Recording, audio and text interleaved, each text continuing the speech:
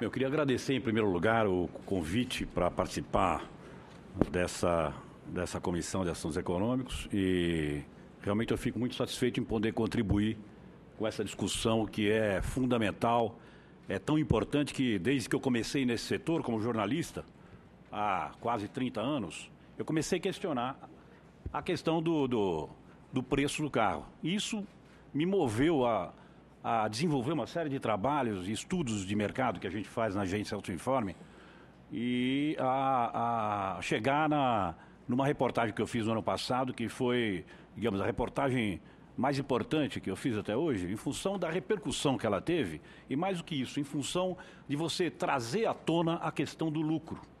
Porque eu sempre ouvi, e nós, a imprensa especializada e a imprensa em geral, ouvimos da indústria que o grande problema do preço do carro no Brasil seriam os impostos. Os impostos sempre foram os vilões. De forma que, obviamente que o Brasil aplica uma taxa tributária muito grande, como já foi mostrado aqui no carro e em outros produtos também, mas nada justifica o preço do carro no Brasil comparado com o que ele é vendido em outros países. A partir disso isso que me motivou a estudar mais profundamente isso, a relatar esse tipo de coisa nos jornais e nas revistas que eu trabalho, nos sites que eu faço o meu trabalho. Então, tenho uma apresentação rapidamente do que eu entendo e do que eu observei nesse período em relação a isso. Primeiro, a relação custo Brasil com lucro Brasil. Tudo que se coloca, tudo que se justifica que se coloca para justificar o preço alto do carro é colocado na questão custo Brasil. Tudo é custo. Como eu disse, o grande vilão sempre foi a carga tributária e se coloca como os grandes responsáveis pelo aumento de preço a infraestrutura e transportes do Brasil, na qual realmente eu concordo. Então tem um exemplo aí muito interessante dado pelo Sérgio Habib da JAC Motors. Ele diz que um galpão na China custa R$400 no metro quadrado e no Brasil R$1.200. Um frete de Xangai a Pequim custa R$330, equivalente a R$330, e de São Paulo a Salvador, que é mais ou menos a mesma distância, R$1.800.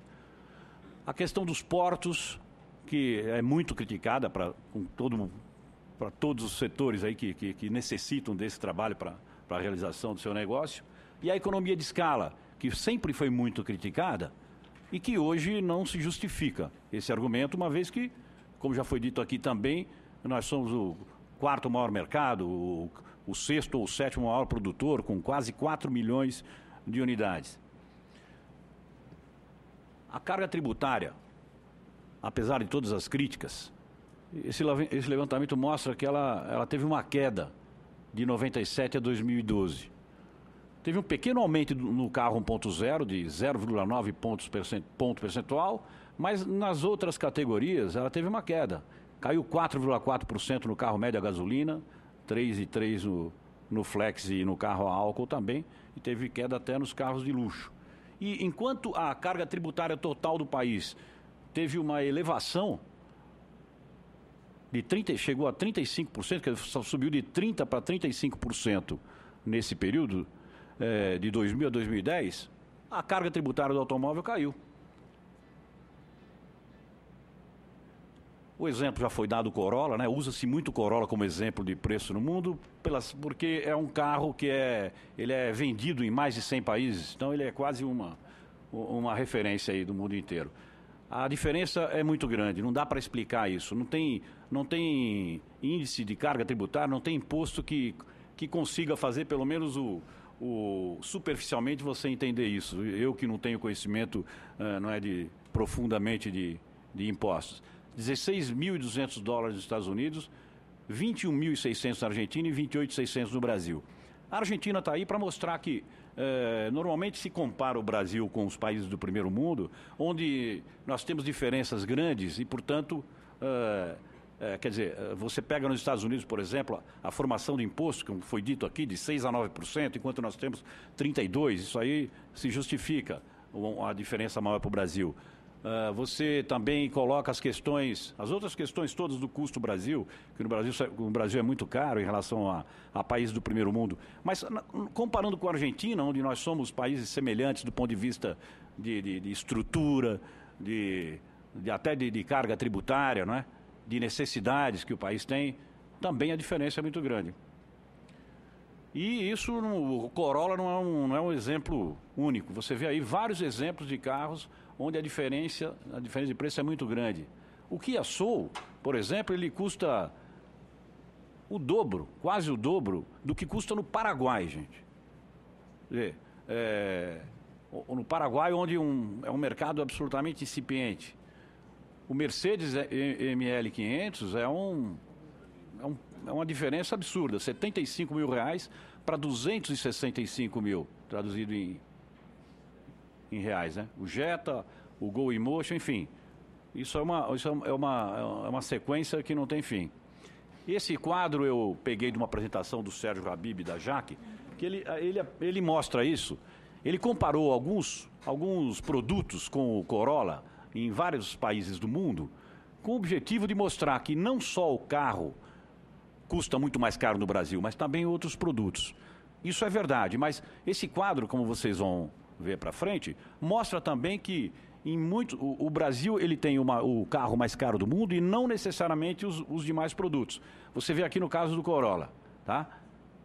O preço convertido em dólar para todos os países, 28 mil no Brasil, 24 na Alemanha, assim por diante. Na China, Japão 16 mil, e assim como nos Estados Unidos. Você pega o preço do frete, como foi dito atrás, o preço do frete de 1.000 quilômetros no Brasil e nos outros países. Você vê que a diferença de preço do frete do Brasil com o Japão é muito pequena se você for considerar em relação ao preço do carro. Quer dizer, no Brasil custa 28 um carro e 16 mil no Japão. O frete é semelhante. Em relação aos Estados Unidos também. A diferença entre frete e carro é muito diferente. 484 para 360, eu não tenho o percentual aqui calculado, mas isso nem é preciso. O carro é 28 para 16. E assim por diante. Ele pegou também uma TV LG de 42 polegadas, onde no Japão é mais caro que no Brasil. A relação, se você fizer aí com Brasil e Alemanha, por exemplo, é maior do que a do carro. Uma calça leves, onde a relação de preço do Brasil com os outros mercados também é bem diferente do carro. É até bem mais barato do que na Alemanha e no Japão, por exemplo, e não muito distante da China, só longe dos Estados Unidos. E o lucro Brasil, ele fica claro em alguns momentos, em algumas situações do mercado de carros. Quando o governo aplicou o Super IPI, não é?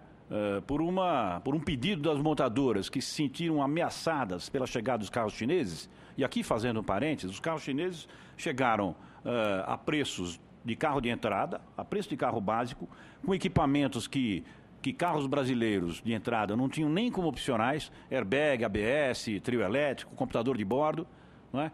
Oferecendo para o consumidor algo que ele jamais teve em toda a indústria automobilística até hoje, que são esses equipamentos de segurança e de conforto, pelo mesmo preço. Isso preocupou as montadoras, uma preocupação, eu acho, bastante exagerada. Se falou até de uma invasão dos chineses e bastante fazer uma conta, você percebe que todas as vendas de carros chineses no Brasil o volume de vendas é menor do que vende somente a Kombi, não é? Então, quer dizer, não existe nenhuma invasão chinesa. Na minha opinião, não existe, não tem sentido essa preocupação. Aí foi aplicado o IPI de 30%, o que eliminou essa concorrência, e com o aumento de 30% adicionais do IPI, o preço do carro deveria subir 30% para acompanhar, para manter a margem de lucro. O que aconteceu? O preço subiu 10%. No caso do Soul, ele nem subiu, por uma questão de concorrência. E aí qual foi o argumento das importadoras? Bom, tivemos uma negociação de margem entre o produtor, chamamos o fabricante, o importador abriu mão de margem, o distribuidor também estamos nos virando. Quer dizer o que isso? Que a margem está muito gorda. Existe muita gordura para queimar. O preço do importado é de 2,7 a 3,4 vezes o preço FOB. O Land Rover, que é um exemplo de um carro que no caso de 3,4, o resultado seria isso. O preço FOB desse carro de R$100 mil chega para o consumidor brasileiro por 340 mil. É isso, eu fiz uma apresentação bem rápida e estou à disposição de vocês para qualquer outro tipo de pergunta. Eu só queria dar mais uma informação rapidamente. Foi falado aqui de preço, aumento de preço no período, nesses últimos tempos. A Autoinforme faz um levantamento, estudos de mercado, com base no preço de verdade, que nós chamamos, que é o preço realmente praticado. É importante a gente entender, quando fazer qualquer análise de preço, ver o preço que o consumidor está pagando, porque não é necessariamente o preço de tabela. E esse estudo de mercado mostra o seguinte: de 2001 a 2011, o aumento de preço do carro foi 39%, apesar, como nós vimos, de até uma redução do imposto. E mesmo assim, considerando que na crise de 2008 teve uma queda de preço do carro de 4%, na crise de 2008 teve uma outra queda de preço de 4%. Por quê? Porque nos dois casos o governo retirou ou reduziu o IPI. Quer dizer, o que caiu de preço do carro foi em função da retirada do imposto e não caiu totalmente, retirou 7 e caiu 4. Muito obrigado.